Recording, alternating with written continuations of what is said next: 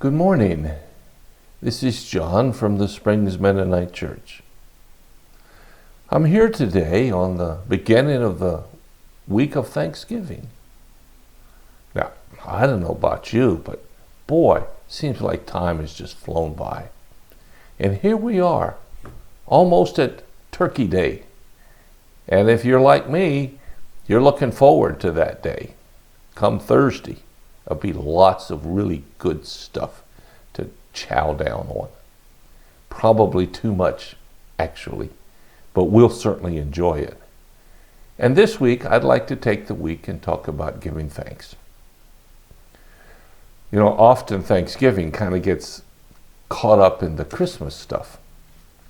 Christmas is such a big, powerful time and holiday that we really want to rush into it. And I do too. I admit, I really like Christmas stuff, and I'm really thrilled to be a part of that. But today and this week, I want to talk about giving thanks. And I'll even be here on Thanksgiving Day itself to share with you. So this morning, I'd like to start with a passage from 2 Thessalonians chapter 2 and verse 13. And here's what it says.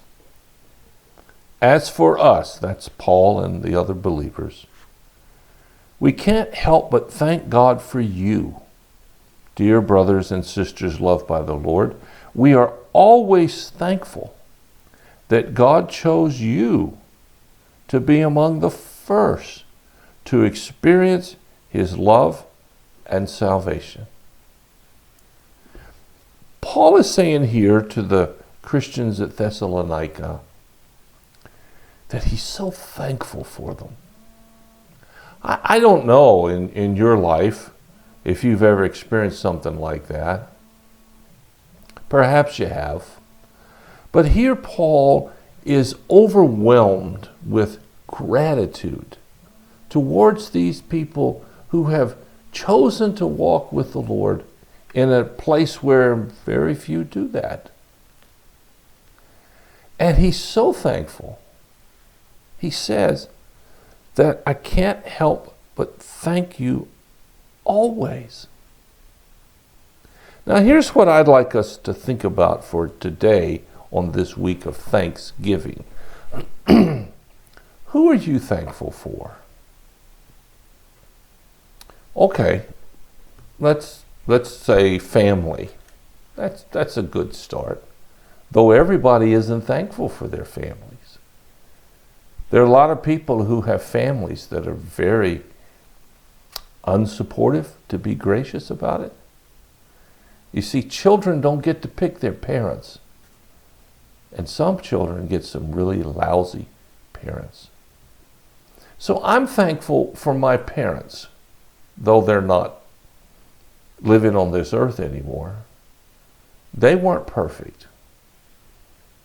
They weren't great in many areas, but they taught me the basic stuff of life. And I'm grateful for that. I'm also grateful for my kids and their family members, as I suppose many of you are. My life is richer from having all those little fellers and folks in my life. The fact that we adopted 7 children makes my family a little bit bigger than most.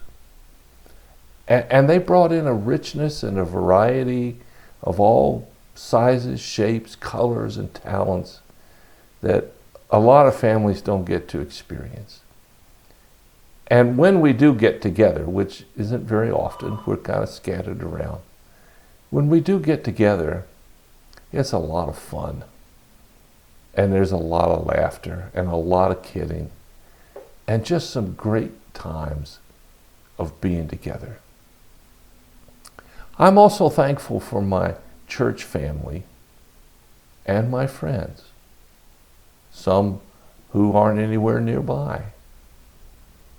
You see, God put all of these people into my life to enrich my life. I think of all the professors that I encountered over the years, even the bad ones who taught me some things that I still don't like. But I think of the people I've worked with and the people that I've ministered to. Now, I get to visit with more people than average folks do because I'm supposed to do that and I want to do that. And I get invited into their lives in maybe a different way than you do. But you could be thankful for your neighbors, even if you don't know who they are. You can go find out who they are and visit with them and tell them how much you appreciate them being part of your community. You can be thankful for even those people that have hurt you.